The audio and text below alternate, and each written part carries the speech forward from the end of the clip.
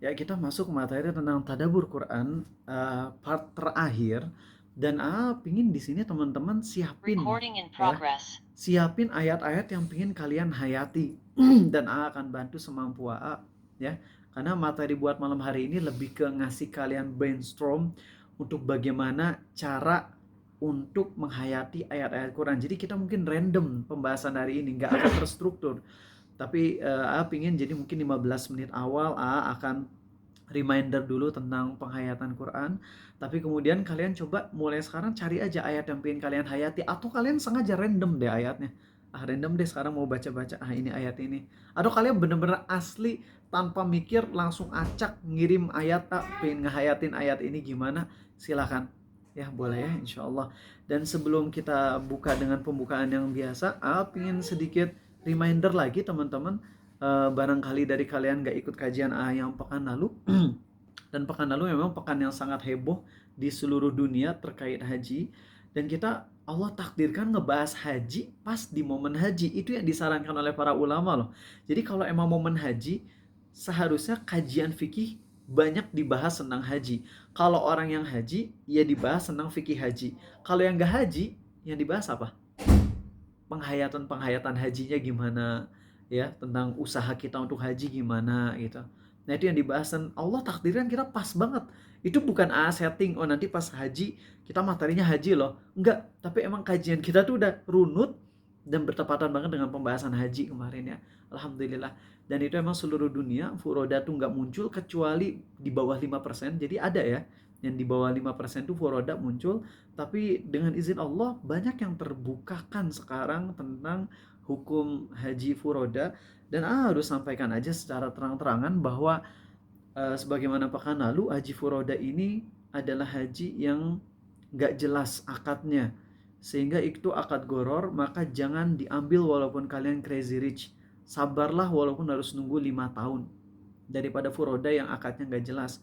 Ustadz Amin Nurbais dengan keilmuan beliau yang Masya Allah, beliau berusaha untuk menjelaskan tentang haji furoda. Karena beliau sebagai businessman dalam hal travel haji, sangat paham. Tentunya beliau akan cenderung membolehkan haji furoda ya, dengan argumentasi beliau yang sangat bagus, dengan gaya bahasa beliau yang lembut, yang argumentasi yang kuat.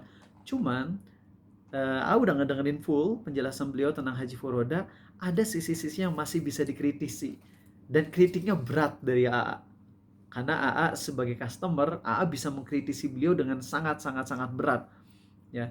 Karena beliau ngomong dari sisi bagaimana mengecilkan goror haji furoda yang asalnya goror besar yang haram kemudian jadi goror kecil yang halal. Kayaknya beliau kasih argumentasi beliau ketika kemarin ditanya sama jemaah di Jogja ya kalau nggak salah. Tapi masih temukan banyak titik-titik yang bisa dipakai untuk mengkritisi beliau, terlebih lagi sebagai tanda kutip korban. Walaupun alhamdulillahnya travel yang sekarang di sana itu bertekad untuk ngembaliin 100%. Jadi nggak akan dirugikan sama sekali. Cuma mereka butuh waktu 6 bulan. 6 bulan. Regan nyimpen uang misalnya ya kan ya, 100 juta di seseorang, terus bilang harusnya deal hari itu cuman nggak jadi. Ya, Regan nggak dapat barang yang Regan inginkan. Ketika Regan ingin kembali tapi dia bilang tunggu 6 bulan, kira-kira gemes gak? Gemes lah, itu 100 juta. Gimana kalau berkali lipatnya gitu? Tetap aja gemes. Ya walaupun di sini emang diuji kesabaran, tapi alhamdulillah Ustadz Erwandi Tarmizi, Ustadz Ahmad Suryana, dan banyak ustadz lain udah ngebukain bobroknya sistem furoda. Maka jangan. Dan sangat terkecohnya ketika para ustadz-ustadz yang bisnis travel tuh memotivasi Arizal dengan motivasi gini, kalau kamu nggak haji furoda kamu bisa masuk neraka, kalau kamu nggak haji furoda kamu bisa nggak selamat di akhiratnya. Tapi beginilah hikmah Allah ya, sehingga kita jadi paham. Dan sekali lagi uh, ini nggak tahu ya bener apa salah ya. Kalau salah, minta ampun ke Allah ya, kalian nilai sendiri aja. Tuh pas nggak jadi haji nya happy. Nggak jadi haji tuh nya happy, jujur aja. Happy-nya dari sisi apa? Karena kalau andai pergi haji, gunakan akad yang batil ya, karena akadnya salah. Walaupun hajinya sah secara fikih, tapi uang keluar ratusan juta dan gak sah gitu, batil secara muamalahnya. Berarti berarti kalau nikmatin fasilitas saat haji, semua fasilitas itu haram. Dan uang yang AA setorkan ke travel, uang itu juga haram. Ingat ya, kalau akad jual beli batal, itu artinya uang yang diterima pihak A haram, barang yang diterima pihak B haram juga. Padahal saat haji kalau mau mabrur harus apa? Dari mulai ihram sampai tahalul kedua, nggak boleh ngelakuin dosa besar maupun dosa kecil. Ayo makan harta haram, dosa besar, dosa kecil? Besar. Atau makan misalnya daging ayam, nasi biryani ya, nasi take a bath, nasi mandi gitu. Dan ketika makan kayak gitu teh sambil bilang alhamdulillah, alhamdulillah, tapi haram ternyata, serem kan?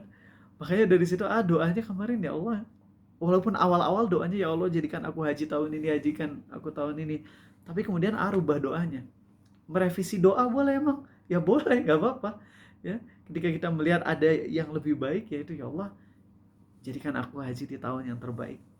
Dan emang gak jadi, alhamdulillah, alhamdulillah. Yaitu sedikit revisi untuk pekan lalu. Barangkali ada yang belum ngedengerin, bisa dengerin di 2 pertemuan lalu ya, terutama penghayatan tentang haji dan sebagainya. Oke, 2 atau 3 pekan yang lalu. Dan sekarang kita masuk ke tadabbur Quran. Bismillahirrahmanirrahim. Ala Rasulillah. Innal hamdalillahi nahmaduhu wa nasta'inuhu wa nastaghfiruh. Sungguh segala puja dan puji hanya milik Allah. Kita puji Dia. Kita mohon pertolongan dan ampunannya. Wa na'udzu billahi min syururi anfusina wa min sayyiati a'malina. Kita mohon perlindungan kepada Allah dari keburukan diri kita dan keburukan amal perbuatan kita. May yahdihillahu fala mudhillalah. Barang siapa yang Allah beri hidayah, tak akan ada seorang pun yang bisa menyesatkan. Wa may yudlil fala hadiyalah. Dan barang siapa yang Allah sesatkan, tak akan ada seorang pun yang bisa memberi petunjuk. Asyhadu an la ilaha illallah. Aku bersaksi tiada Tuhan yang berhak disembah dengan benar kecuali Allah. Wa asyhadu anna Muhammadan abduhu wa rasuluh. Dan aku pun bersaksi bahwasanya Muhammad adalah hamba dan rasulnya. Amma ba'du. Ya teman-teman semua, kita sama-sama minta ampun atas dosa-dosa yang kita lakuin, baik yang kita tahu maupun gak tahu. Dan perlu ingatkan kalian baik-baik bahwa tidak tahu suatu dosa tidak selalu dimaafkan. Coba ulangkan kalimat yang terakhir tadi. Tidak dimaafkan.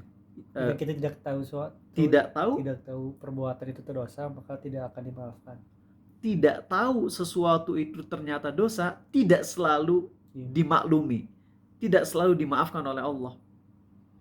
Karena kalau misalnya kalian terjatuh ke suatu dosa yang memang dosa tersebut samar, ya, jarang ada yang tahu, wajar.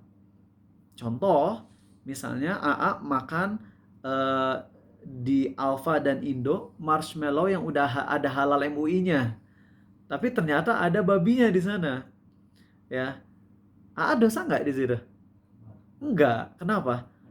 Udah ada halal MUI-nya, udah bisa taklid kepada fatwa MUI, udah jelas bagi halal. Ternyata baru di-discover ada babinya. Dimaafkan gak itu? Dimaafkan. Dimaklumi. Harus kumur-kumur pakai tanah nggak usah. Ya nggak usah. Minum air putih udah beres. Jadi nggak usah takut mulut Ariza jadi najis berat, jadi siga anjing gitu ya. Soalnya kalau kita ngikut mazhab Syafi'i, emang kita mulutnya jadi kayak najis anjing. Kalau kita belum kumur-kumur pakai tanah, mulut kita itu ada najis berat ya di situ, ya. Atau setidaknya najis normal walaupun nggak najis berat. Nah, jadi kalau kita ngobrol ada uap airnya dengan kena ludah Arizal, Cidu jadi najis juga. Pokoknya keharaman-keharaman yang sifatnya itu jarang yang tahu. Itu kalau kita ngelakuin tuh dimaklumi. Tapi ada keharaman-keharaman yang sifatnya itu sebenarnya udah dikenal luas. Riba, dosa yang terkenal, cuman kita nggak taunya karena kita nggak belajar. Padahal kita tahu sebelum ngelakuin sesuatu, apalagi yang besar, harusnya belajar dulu. Nah, maka di situ ketidaktahuan kita tidak dimaafkan, artinya kita tetap dicap dosa. Makanya kalau kita udah tahu, dulu kita nggak tahu ini haram, misalnya riba, kan riba ada 70 cabang tuh. Kita nggak tahu dulunya ini tuh haram, baru taunya sekarang. Nggak serta-merta, oh ya nggak apa-apa, dulu belum tahu. Gak kayak gitu konsepnya. Kalau dulu gak tahu, sekarang tahu, coba kita introspeksi. Emang kita udah rutin belajar Islam? Kalau kita udah sungguh-sungguh belajar Islam, lalu ada poin-poin yang kita miss, gak sengaja, dan kita ngelakuin dosa tersebut, itu dimaafkan. Tapi kalau kita lalai dalam belajar Islam, kita nggak serius belajar Islam, kita ngelakuin dosa A, B, C, D, walaupun kita karena nggak tahu, tetap sama Allah dicatat dosa. Maka hati-hati teman-teman. Di sini Apin ngingetin lagi ke kalian bahwa kajian rutin itu penting. Penting banget. Sangat-sangat penting. Apalagi kajian yang membahas tentang akidah, halal dan haram, fikih sehari-hari, itu tuh penting teman-teman. Jujur aja ya, kebanyakan kita sekarang tuh kebanyakan nyari kajiannya tuh kajian-kajian akhlak. Gak salah, kajian akhlak tuh kajian yang nyentuh hati. Kajian gimana caranya sabar dari musibah, gak jadi pemarah, bagaimana lemah lembut ke orang, itu tuh penting teman-teman, penting. Tapi itu semua tuh perlu berproses lama. Sedangkan kajian tentang halal dan haram, kita tuh harus secepatnya paham. Karena kalau kita paham, kita udah tahu, oh ini haram, berarti nggak boleh. Kita bisa langsung ambil step. Kita bisa ambil, decision. Keputusan. Oh ini haram, ya udah jangan. Ini halal, udah jangan. Ya udah kita lakuin, boleh.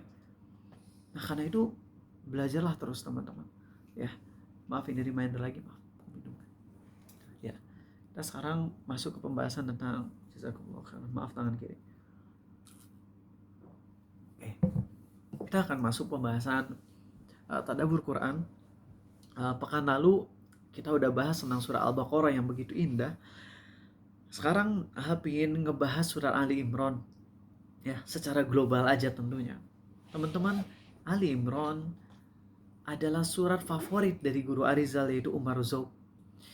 AA sebagai orang yang baru hijrah pada saat itu gak ngerti kenapa sih surah Ali Imran tuh begitu spesial di mata Umar Zauk, guru Arizal tuh di Australia.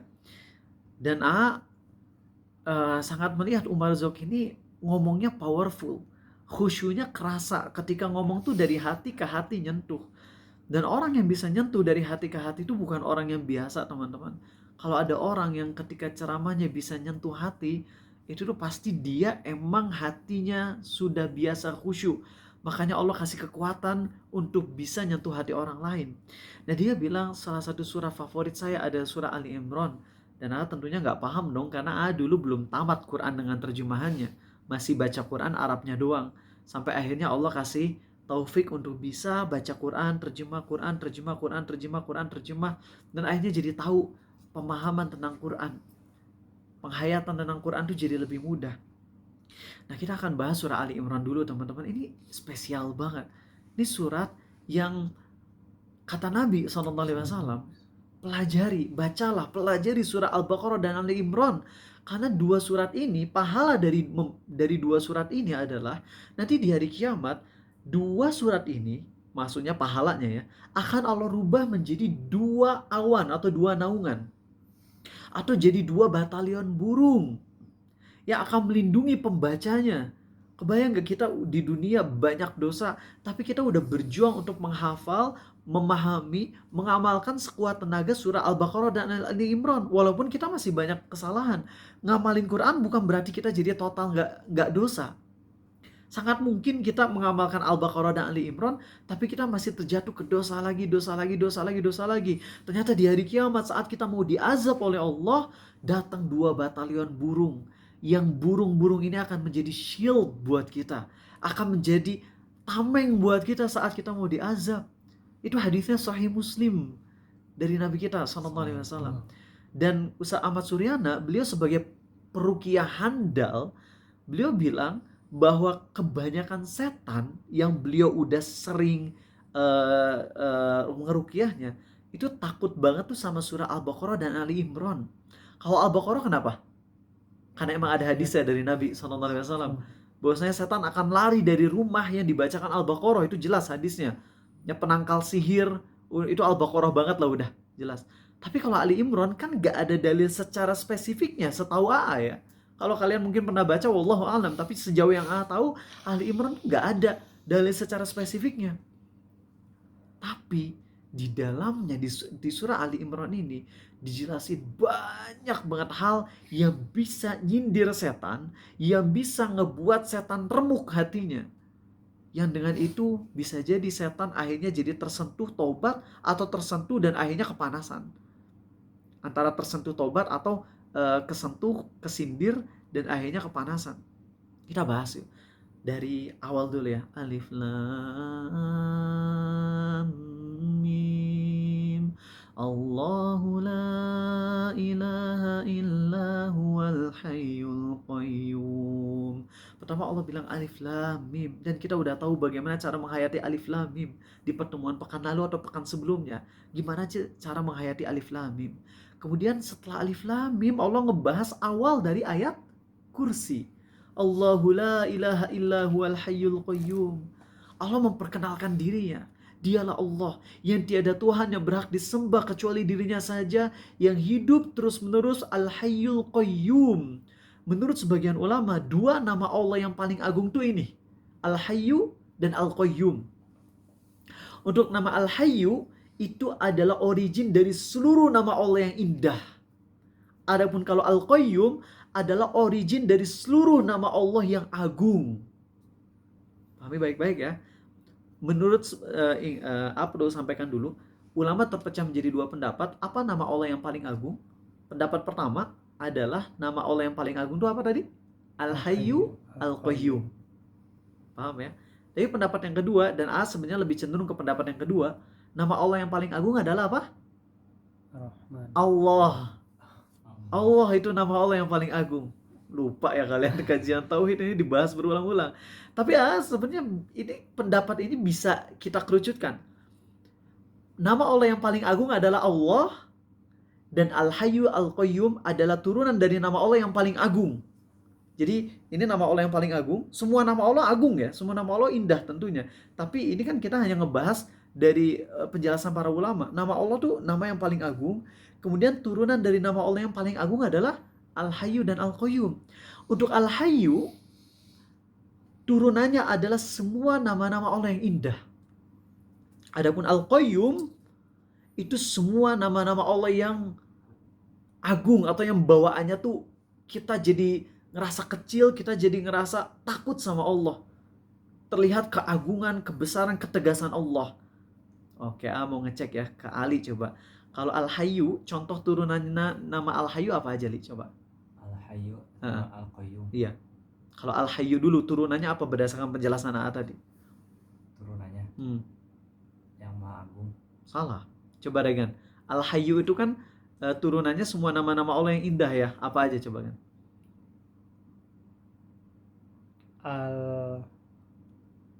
Ya Allah, masa kagak bisa? Ar-Rahman, Ar-Rahim, Al-Ghafur, Ar-Rahim. Itu kan nama-nama Allah yang indah. Kalau Al-Qayyum turunannya semua nama-nama Allah yang agung. Contohnya apa? Al-Jabbar. Al-Jabbar, Al-Aziz, Al-Azim, Al-Kabir. Paham gak kalian? Ngerti sekarang? Jadi inilah pembukaan dari surah Ali Imran. Kita dikenalkan kepada Allah tentang dirinya. Alif Lam Mim. Pas kita ngomong Alif Lam Mim, kita langsung tunduk kepada Allah. Ya Allah, aku beriman dengan ayat-ayatmu. Alif Lam Mim, aku gak paham tapi aku terima. Apapun ayat-ayat yang muncul setelah Alif Lam Mim ini, semuanya darimu, aku terima ya Allah. Aku siap menerimanya. Kemudian habis itu Allah memperkenalkan dirinya dengan namanya yang 3 yang paling agung. Apa aja tadi? Allah. La ilaha illa huwal hayyul qayyum. Makanya kenapa setan bisa ini banget. Ingat ya, ruqyah itu gak harus ada dalil spesifiknya. Jadi kalau ada misalnya setan A, dibacain surat Toha, dia kabur. Tapi setan B dibacain surat Toha, kurang berefek. Tapi dibacain Ali Imran, dia kabur. Dan emang mayoritas dari setan yang udah dibasmi sama Ustadz Ahmad Suryana, mayoritasnya itu takutnya sama Al-Baqarah sama Ali Imran. Tadi baru private sama beliau, sama Ustadz Ahmad Suryana, ada rekamannya juga. Termasuk pembahasan tentang cakra, aura, bagaimana cara kita bikin cakra dan aura versi syar'i. Tapi itu nggak akan buka sekarang karena nanti ada irisannya. Akan dulu ngebilang semua latihan cakra, semua latihan aura, Rasengan dan semuanya itu tuh kesyirikan ya, atau kesesatan. Tapi ralat sedikit, gak bisa dibilang semuanya kesyirikan, tergantung bagaimana cara kita bikinnya. Kalau kalian tadi ngebaca postingan Ustaz Ahmad Suryana, beliau bikin kamehameha ya, beliau bikin pedang pedang aura, pedang cakra, itu mungkin kita ngelihatnya konyol banget kok jadi kayak Dragon Ball gini, tapi enggak, itu ada penjelasan ilmiahnya ya, dan ada penjelasan dari sudut pandang syar'i tapi enggak secara langsung. Itu pembahasannya agak panjang, keren lah, keren banget. Tapi intinya aralat ya, enggak semua latihan cakra seperti Rasengan, Chidori dan sebagainya itu semuanya termasuk sihir, enggak semuanya. Tapi jangan pernah latihan. Jangan pernah latihan kalau kalian nggak tahu cara yang sesuai syariatnya. Dan jangan bikin-bikin teori sendiri. Akhirnya kalian nanti nyoba-nyoba pengen ngelawan si Pain di Naruto gitu. Jangan, ulah. Terus jangan jadi terkecoh pengen kalian nanti pulang dari sini tuh pengen latihan, pengen bikin cakra kyubi. Ulah. Nggak kayak gitu konsepnya. Cuman sedikit pembahasan tadi. Oke. Nah, ternyata Ali Imran, kata Ustaz Ahmad Suryana, itu emang sejauh yang beliau tahu dan sejauh yang A tahu juga nggak ada dalil spesifiknya itu bisa ngusir jin. Tapi ternyata dari pembukaannya nggak paham. Paham. Allah memperkenalkan tentang Alif Lam Mim, lalu tentang dirinya dengan 3 namanya yang paling agung. Nazzala 'alaikal kitaba bil haqqi musaddiqan lima baina yadayhi wa anzala at-taurata wal injil min qablu hudan lin-nasi wa anzala al-furqan innal ladzina kafaru bi ayatillahi lahum 'adzabun syadid wallahu azizun dzuntiqam. Langsung tuh di surat Ali Imran langsung udah diperkenalkan tentang kitabnya, tentang Allah, lalu Allah langsung bilang orang yang kafir terhadap ayat-ayat Allah bagi mereka azab yang pedih, dan Allah Maha Perkasa lagi memiliki siksaan yang berat. Lalu kemudian Allah masuk ke pembahasan yang lebih smooth, yang lebih lembut teman-teman, yang nyentuh hati kita. Innallaha la yakhfa 'alaihi syai'un fil ardi wala fis sama. Sesungguhnya Allah itu ya, gak ada yang tersembunyi darinya, baik di bumi maupun di langit. Di situ kita langsung diingetin sama Allah.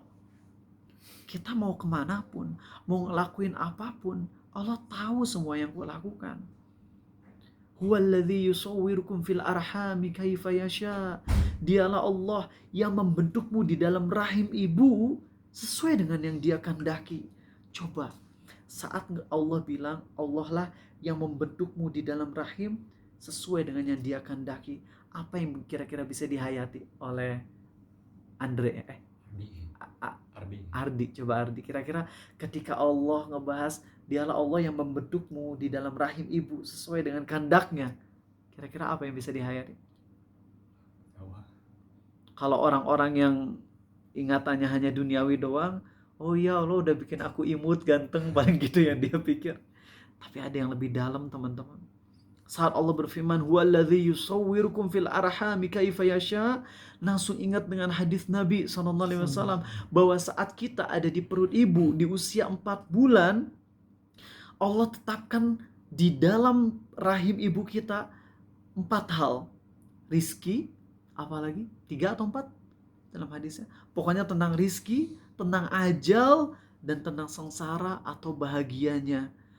Maka saat ngebaca ayat ini kita tuh langsung ingat, ya Allah, waktu di rahim aku udah ditentukan rizkinya, aku udah ditentukan ajalnya, aku ditentukan aku akan sengsara di neraka kelak atau bahagia di surga. Langsung di situ kita pasrah teman-teman. Langsung kita ingat, ya Allah aku siapa? Paham tadi urutannya? Dari awal Allah memperkenalkan tentang dirinya, kemudian Allah ngingetin ini kitab Allah yang Allah turunkan, yang kalau kamu gak percaya azab yang pedih. Kemudian habis itu Allah ingatkan bahwasanya kita gak bisa sembunyi dari Allah, mau kemana pun kita di bumi atau di langit kita gak bisa sembunyi. Kemudian Allah ingetin ke kita ini dulu waktu di perut ibu kita udah ditetapkan oleh Allah loh. Kita surga, neraka, rizki, bahagia, sengsara, ajal, semuanya udah ditetapkan. Di situ kita langsung ngerenung, aku siapa ya? Aku lemah, aku nggak ada apa-apanya. Aku cuma hamba Allah yang kalau Allah kehendaki aku disiksa atas dosa-dosaku, aku udah hancur. Tapi kalau Allah merahmatiku, itulah yang sangat aku harapkan. Di sini kita kira-kira posisinya kalau kita udah menghayati kayak tadi, kita posisinya kayak gimana? Bener-bener gimana? Nunduk, ngerasa lemah, ngerasa gak ada apa-apanya. Nah, setelah udah ngerasa gak ada apa-apanya, kalau udah ngerasa gak ada apa-apanya, berarti kalau dia banyak beramal soleh, kira-kira jadi sombong atau jadi ngerasa tawadu, jadi tawadu. Tawadu. Jadi makin tawadu. Paham kan kalian bagaimana urutan ayat ini begitu indah.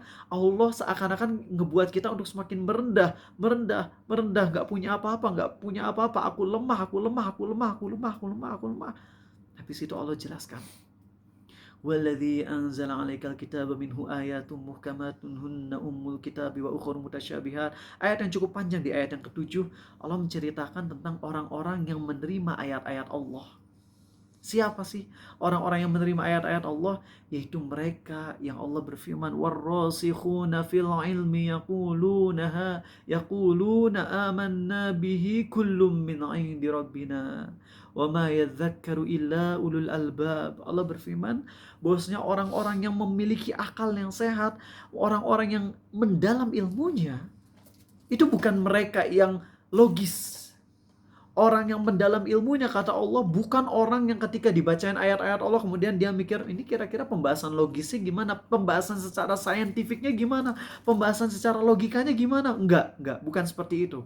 Ternyata orang yang Allah vonis sebagai orang yang cerdas, orang yang mendalam ilmunya, adalah mereka yang ketika dibacakan ayat-ayat Allah, mereka tunduk, mereka ngerasa hina, dan mereka ngaku nggak ada apa-apanya sambil bilang, amanna bihi kullum min 'indi rabbina.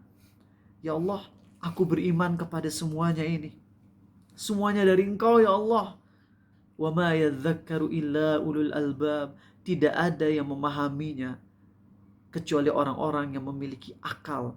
Ulul albab itu artinya orang yang memiliki akal yang sangat cerdas, logika yang paling tinggi, kecerdasan yang luar biasa.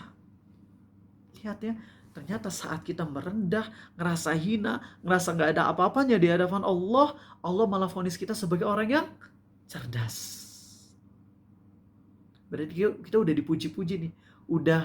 Berarti kita, kalau kita ada di posisi itu ya, berarti kita hebat gak? Hebat nih. Bagus. Hebat banget. Allah puji. Kita tawadu. Berarti potensinya kita tetap di atas hidayah atau sesat kalau kayak gitu?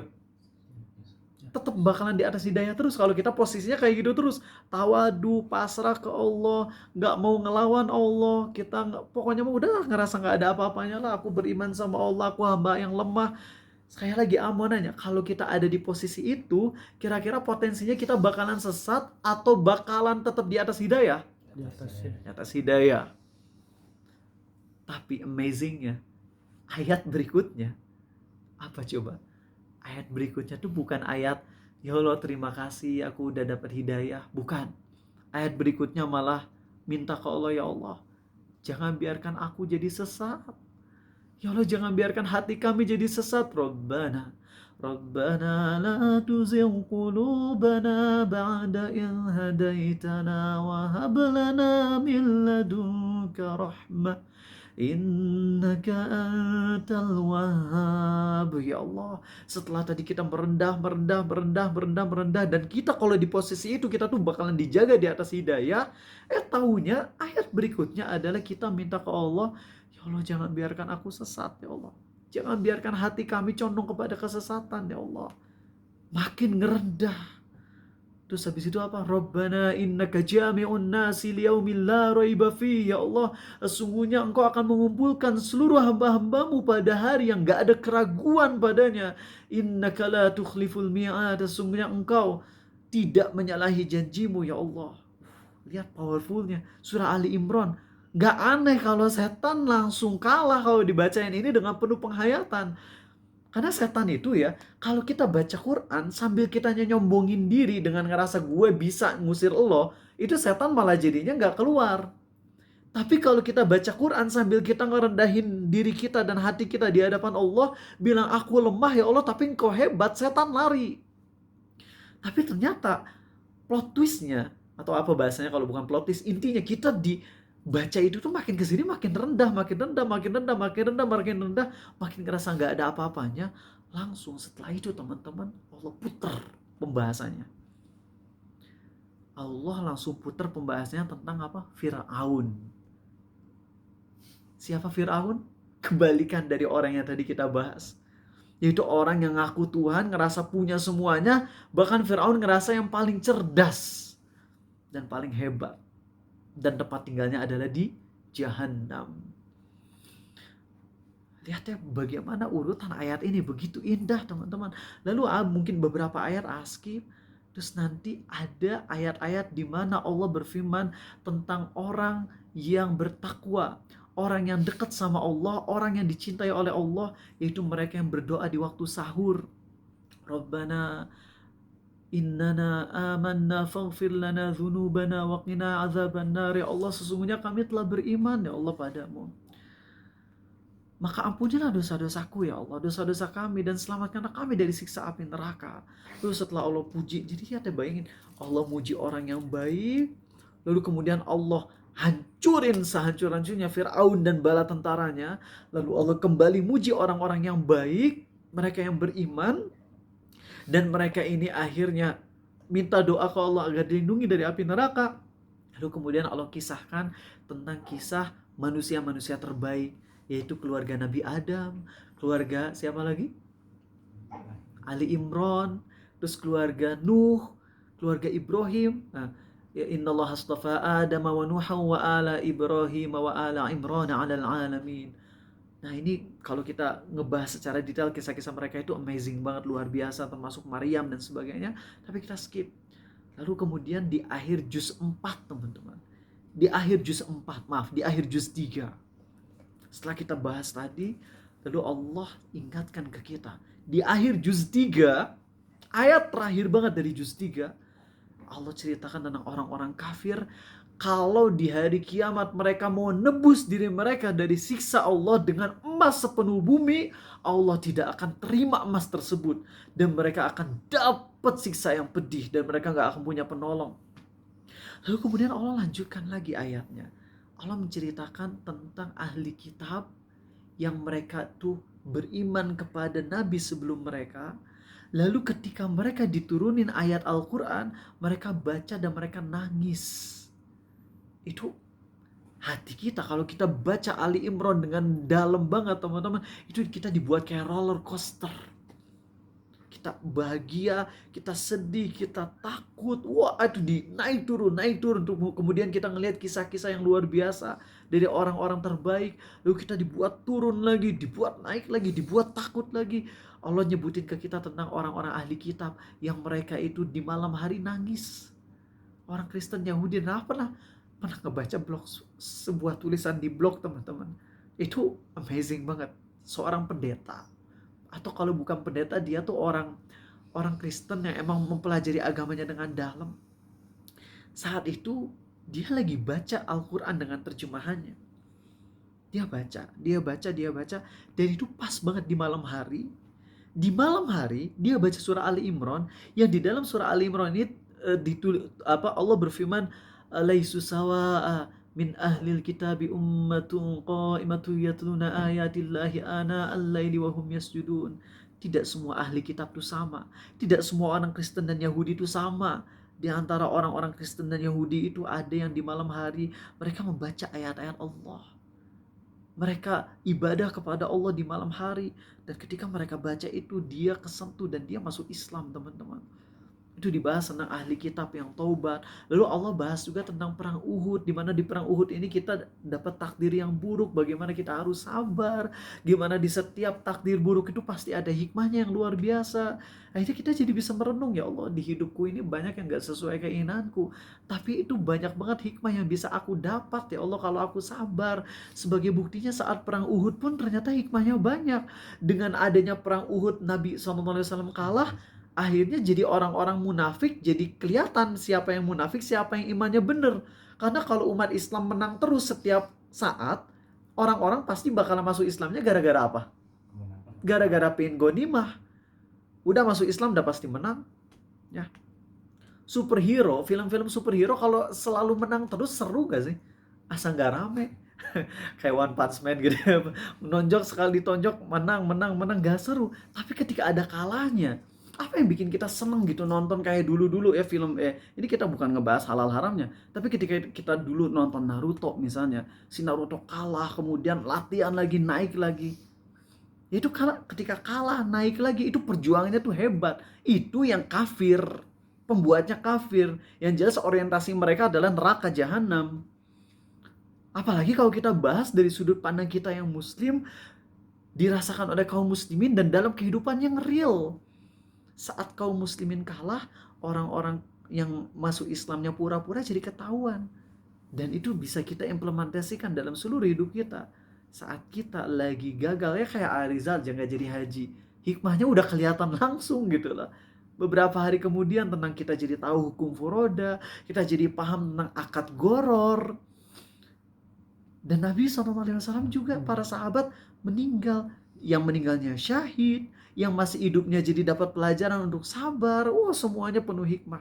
Dan di ending teman-teman, di ending surah Ali Imran kita tahu ini surat yang Nabi SAW ancam.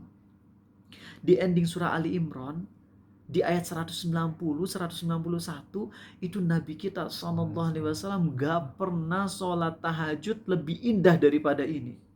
Pada suatu saat Aisyah sedang bersama Nabi SAW. Kulit beliau dan kulit Aisyah tuh lagi nempel di satu selimut. Lalu tiba-tiba Nabi kita SAW minta izin ke Aisyah untuk tahajud. Dan Aisyah bilang, ya Rasulullah, aku senang bersamamu, tapi aku pun senang melihat engkau beribadah kepada Rabbmu. Akhirnya Nabi kita SAW berwudu. Setelah beliau berwudu, beliau sholat. Dan dalam sholat, Aisyah melihat. Ini Aisyah sampai ketika cerita ini tuh nangis. Aisyah tuh lagi tanya sama keponakannya, Bibi, apa sih momen terindahmu bersama Nabi SAW? Dan di situ Aisyah langsung nangis. Semua momen bersama Nabi SAW tuh indah. Namun momen yang paling indah adalah momen di mana saat aku bersama beliau, saat di satu selimut, kulitku bersentuhan dengan kulit beliau, lalu beliau minta izin untuk sholat. Aku pun mengizinkannya, lalu beliau sholat. Dan ketika beliau setelah wudhu, beliau sholat dengan sholat yang belum pernah aku lihat sebelumnya. Beliau nangis sampai tangisannya membasahi jenggot beliau. Kemudian beliau duduk dan beliau berdoa atau zikir sampai tangisan beliau membasahi baju beliau. Lalu kemudian beliau berbaring dan tangisan beliau sampai membasahi tanah, lantai. Dan Aisyah nanya, ada apa ya Rasulullah? Dalam riwayat yang lain, Bilal yang nanya. Karena Bilal itu manggil Nabi SAW untuk ngimamin sholat subuh. Mungkin momennya kayak beda gitu. Entah Nabi agak telat datangnya SAW atau gimana. Yang jelas Bilal sampai ngedatengin Nabi SAW. Dan Bilal melihat, mungkin entah dari mata beliau yang bengkak atau bekas air mata. Yang jelas Aisyah, Bilal melihat ada yang beda dengan Nabi kita SAW. Ada apa di malam hari ini? Ternyata beliau bersabda SAW, pada malam hari ini Allah turunkan ayat yang sungguh celaka orang yang membacanya namun tidak menghayatinya. Jujur aja teman-teman, kalau lagi murojaah, saking hafalan udah banyak banget. Ini bukan bukan bragging ya, bukan pamer. Justru pengen ngasih tahu ke kalian, nyesel.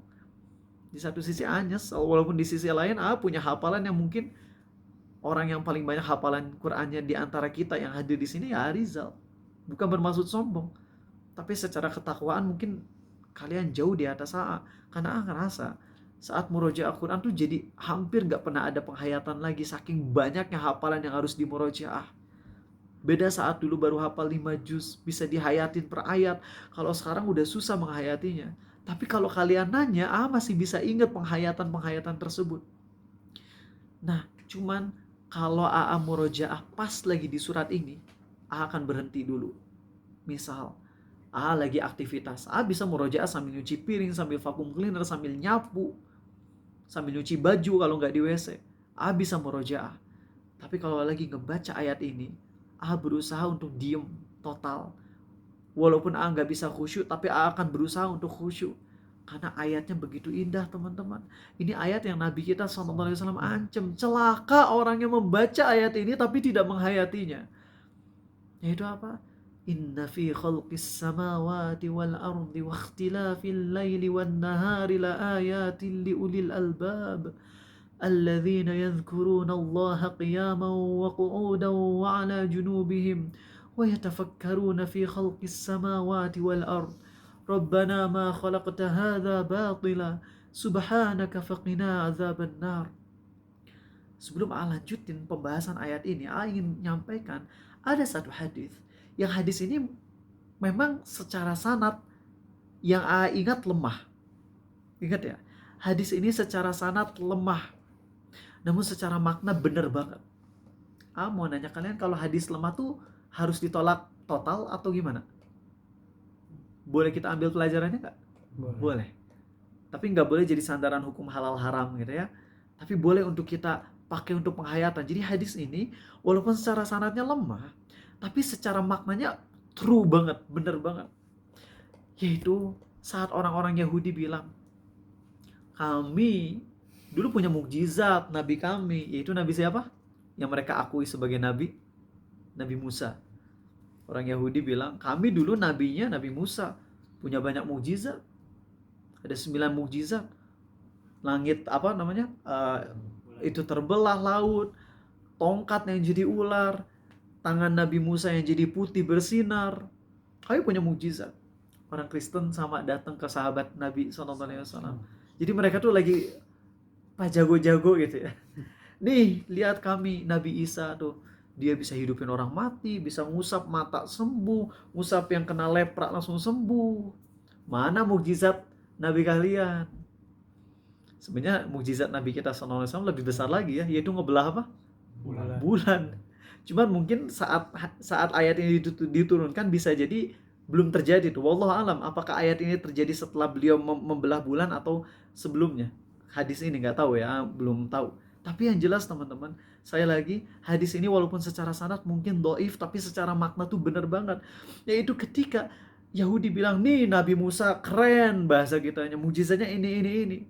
Terus Nabi Isa juga sama nih, orang Kristen bilang, Nabi Isa keren, bisa orang Kristen bukan bilang Nabi Isa, Tuhan Isa, Tuhan Yesus keren nih, bisa ngedatengin ini, bisa ngobatin orang mati hidup lagi. Mana mukjizat Tuhanmu? Mana mukjizat nabimu? Akhirnya para sahabat datang, ya Rasulullah. Itu Yahudi Nasrani pada pamer-pamer gitu ya. Apa mukjizat kita? Nah disitulah Allah turunkan bagi orang-orang yang beriman. Mukjizat itu bisa kita ngelihat bukan cuman dari kespesialan mukjizat yang kayak tadi belah bulan, belah ini, belah itu, belah ini, belah itu. Keagungan Allah. Mukjizat itu bisa kita lihat dari seluruh alam ini. Dari perputaran malam dan siang, teman-teman. Dari makhluk-makhluk yang Allah ciptakan. Dari indahnya berbagai macam makhluk Allah. Dari silih gantinya siang dan malam. Itu ada tanda-tanda keagungan Allah. Seakan-akan Allah tuh ngasih tahu ke kita. Ini seakan-akan, bukan hadis qudsi ya. Ini Allah ngomong seakan-akan Allah ngasih tahu. Wahai hamba-hambaku, kalian gak usah minta mukjizat kayak Nabi Musa, kayak Nabi Isa. Gak perlu. Kalian bisa ngelihat sekitar kalian. Kalian bisa ngelihat ke sekitar kalian, ke atas, ke bawah, ke kanan, ke depan, bahkan ke dalam diri kalian. Betapa banyak tanda-tanda keagungan Allah yang kalau kamu hayati, kau akan makin merunduk di hadapan Allah. Dan itu real, teman-teman.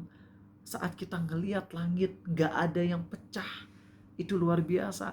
Saat kita ngelihat ikan paus yang sangat besar, makanannya apa? Plankton. Yang begitu kecil. Allahu Akbar. Saat Allah membuat hewan-hewan, kalau kita belajar IPA ada simbiosis mutualisme, dan itu luar biasa banget. Saat kita ngelihat makhluk-makhluk Allah ciptaannya yang wow, makhluk-makhluk Allah seperti kucing, kemudian kelinci yang begitu indah. Saat Allah memperlihatkan ke kita ada perkawinan antara kuda dengan keledai, yaitu bighal. Itu luar biasa banget. Kuda dengan keledai dikawinin, muncul bighal. Itu kan luar biasa banget. Saat kita menghayati tanda-tanda kekuasaan Allah, saat kita ngelihat di bumi kita ada 21% oksigen yang kalau seandainya naik 0,1% atau 1%, itu kebakaran bumi akan bertambah 40 kali lipat. Jadi bagi orang-orang yang beriman, bisa melihat keagungan Allah tuh bukan cuman dari mukjizat yang benar-benar wow aja, tapi justru dari seluruh alam ini itu adalah mukjizat keagungan Allah. Itulah yang membuat orang-orang yang beriman saat dia lagi gabut, hatinya gak akan pernah gabut. Hati gak akan pernah gabut. Coba aja kalian lagi gak ada kerjaan, nyari kerja lagi susah.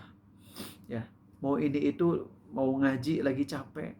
Akhirnya kalian cuma tidur-tiduran, scroll HP, mata udah sakit. Apa yang bisa kalian lakuin sih?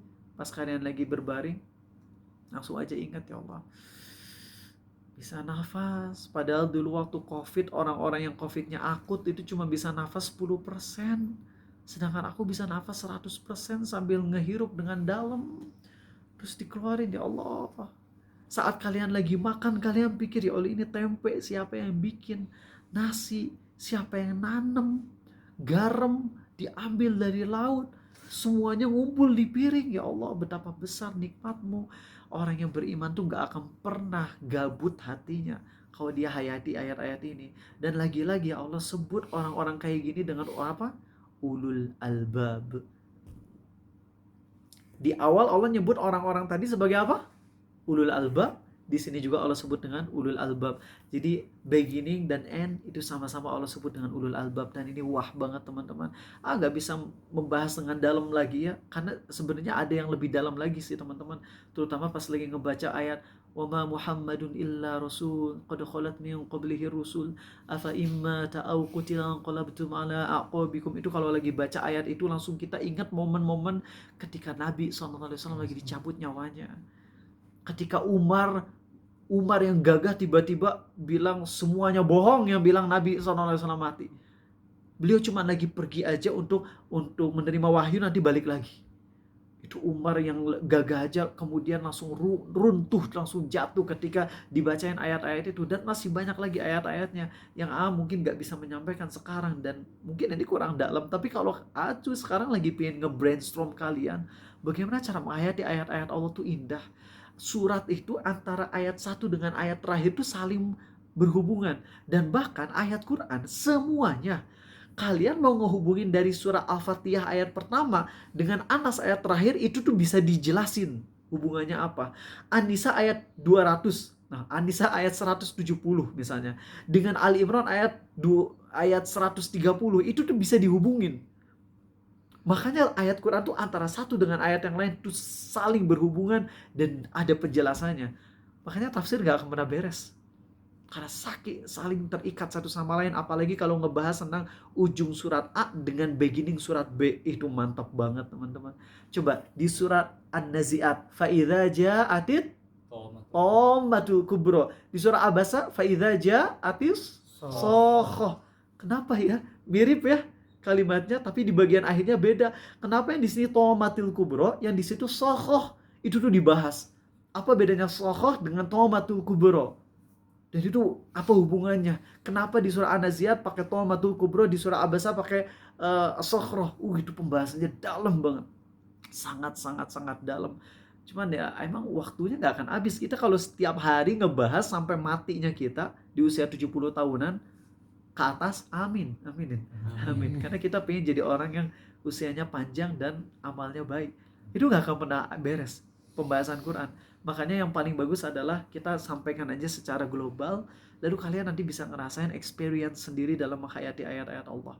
Baik, itu aja teman-teman, mohon maaf kalau ada kekurangan. Kita sekarang masuk ke sesi tanya jawab. Baik, ada yang mau nanya pertanyaan tentang tadabbur ayat-ayat Quran?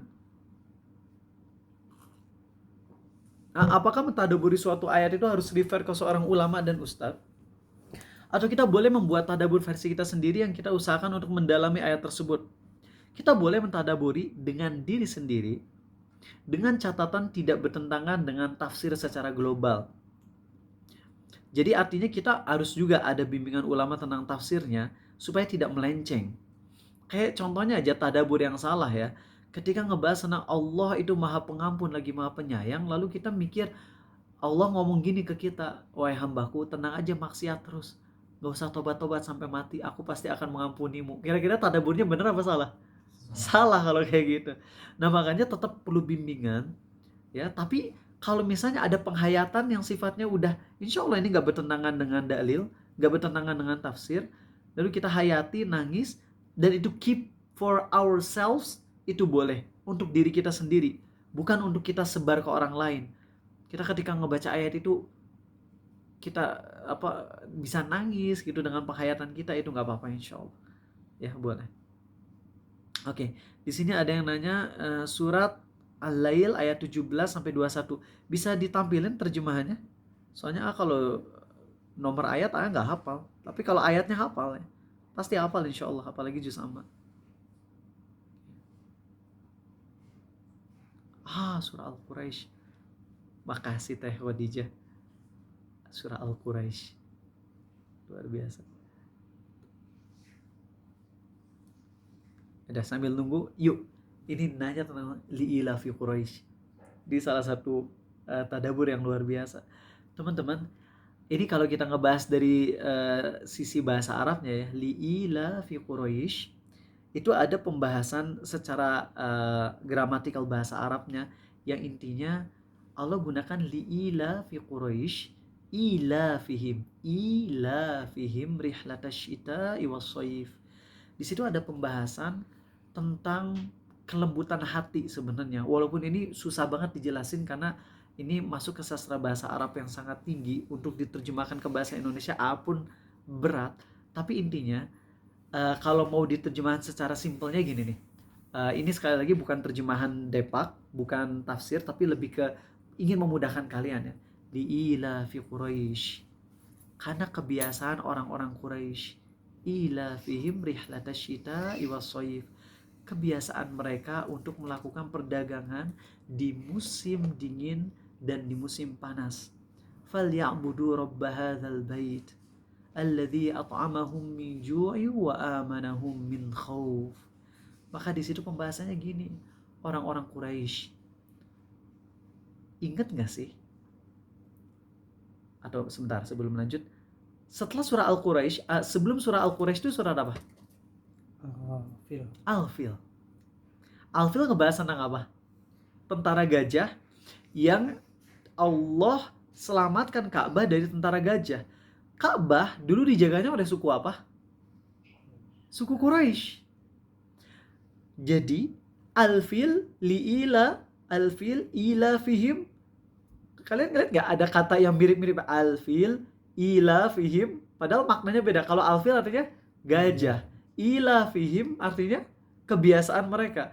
Tapi dari akar kata itu dibahas sama ulama yang intinya dulu Ka'bah diselamatkan oleh Allah dari tentara gajah. Dan Quraisy, wahai orang-orang Quraisy, kalian ini sama Allah diberi kebaikan dan nikmat berupa bisa pergi untuk dagang dengan aman di musim dingin dan musim panas. Yang mana suku Arab yang lain tuh nggak bisa. Suku Arab lain tuh nggak bisa bebas untuk melakukan perjalanan, karena kalau suku yang lain melakukan perjalanan untuk dagang di momen-momen tertentu mereka akan dibegal. Sedangkan orang Quraisy mereka mah bebas sepanjang tahun, mau bolak-balik nggak akan ada begal yang berani. Kenapa? Tahu kenapa?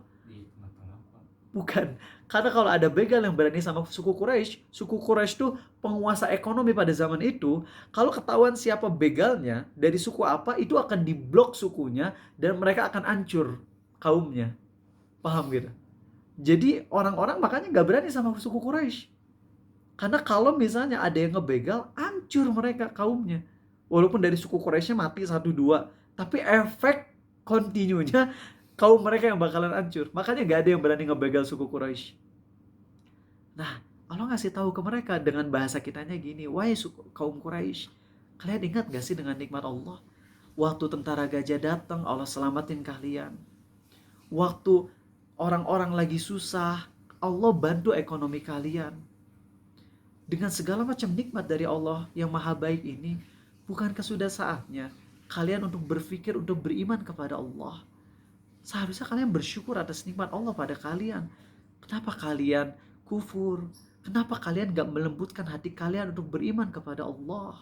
Lalu kemudian kita bawa ini kepada penghayatan diri kita sendiri. Ya Allah, suku Quraisy dikasih nikmat berupa rasa aman dan juga makanan yang melimpah karena bisnis mereka lancar. Sehingga mereka bisa makan kapan aja dan mereka pun aman. Aku pun demikian ya Allah. Aku mungkin bukan suku Quraisy, tapi aku tiap hari makan selalu ada, walaupun pas-pasan tapi makan selalu ada. Aku pun aman di saat orang-orang lain mungkin ada yang kaya tapi gak aman. Karena ada yang diancam, sedangkan aku enggak.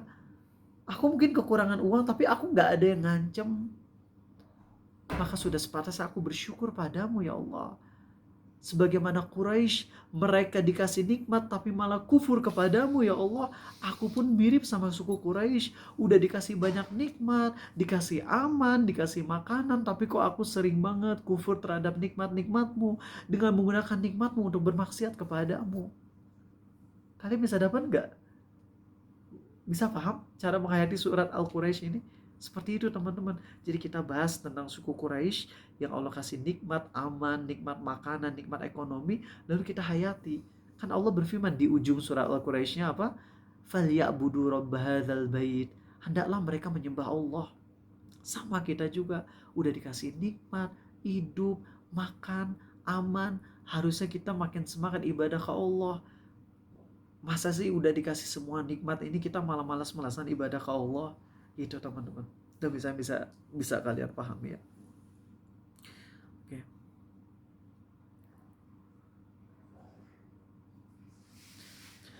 Maksud dari tidak ada seorang pun yang memberikan nikmat padanya yang harus dibalasnya. Itu tuh lagi ngomongin tentang Abu Bakar As-Siddiq sebenarnya ya.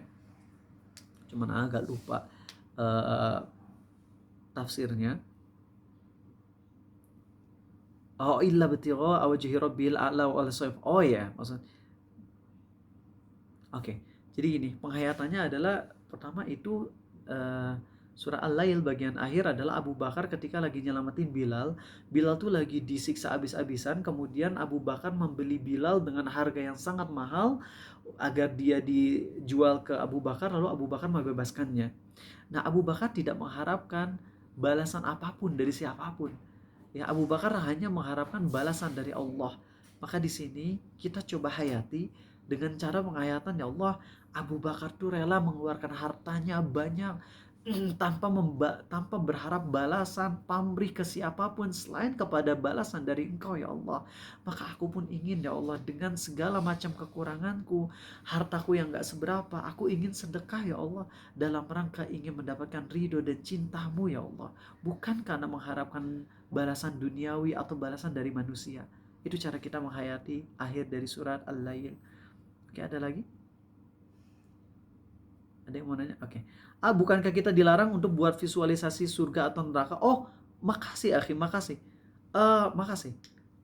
Plural ya, makasih, bagus banget pertanyaannya. Yang dimaksud tadi di awal, bisa bikin visualisasi jokes tentang neraka kemudian untuk ngingetin kayak gitu. Itu maksudnya adalah justru pingin ngebahas itu semua keseluruhannya. Jadi bikin visualisasi neraka misalnya di belakang ini. Kemudian bikin jokes mereka, ulang jokesnya. Lalu kemudian di situ bahas. Ya, bahas dengan cara kayak gini. Bro, itu yang bikin Abu Jahal masuk neraka gara-gara jokes kayak tadi. Terus bilang, nih api neraka di belakang yang kalian lihat visualisasinya warna merah. Gak ada apa-apanya, ini cuman lahar. Paling cuman 1000 derajat Celcius atau 2000 derajat Celcius. Neraka tuh warnanya bukan kayak gini. Neraka tuh warnanya hitam. Lebih hitam daripada batu yang hitam, kata Nabi SAW. Dan panasnya itu 70 kali lipat api dunia. Kalau kita ngomong api dunia itu maksudnya tuh matahari. Berarti kalau mau ngitung api neraka tuh 70 kali lipat api matahari panasnya.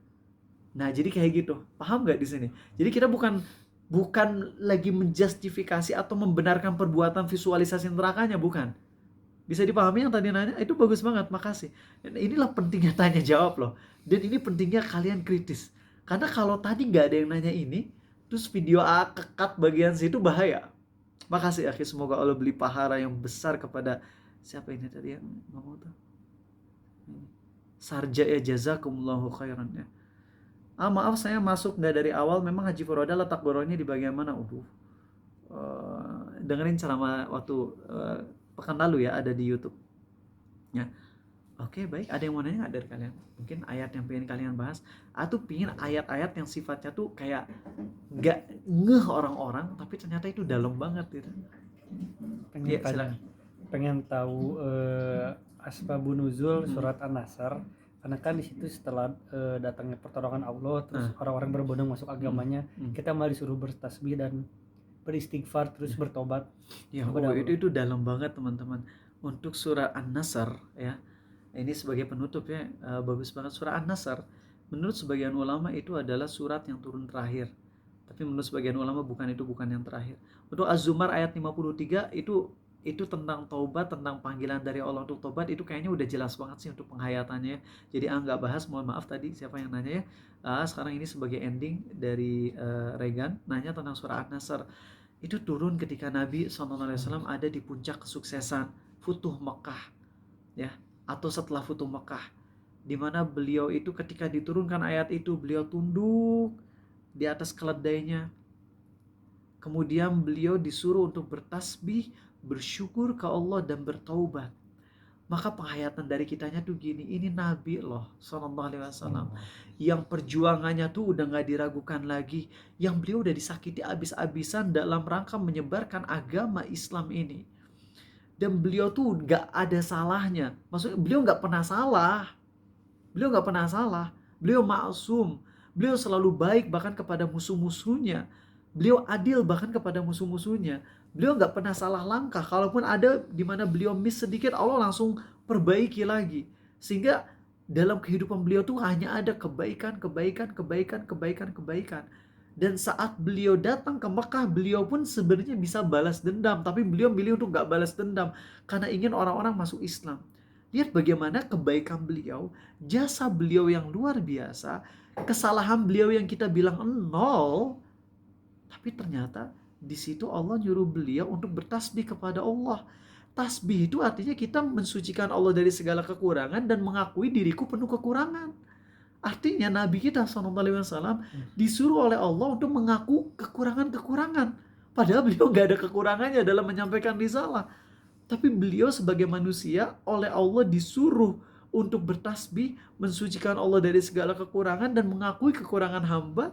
Itu adalah ajaran dari Allah untuk kita semua, agar dalam setiap ikhtiar kita harus tawadu itu, kan? Paham di situ? Kemudian bersyukur, jelas bersyukur karena Allah udah mengebuat kita sukses, Islam bisa jaya, bisa kembali lagi ke Mekah untuk dakwah. Bahkan orang-orang yang ribuan Mekah ini malah pada masuk Islam berbondong-bondong. Ka'bah itu dihancur, patung-patung di sekitar Ka'bah dihancurkan. Kemudian Allah nyuruh taubat.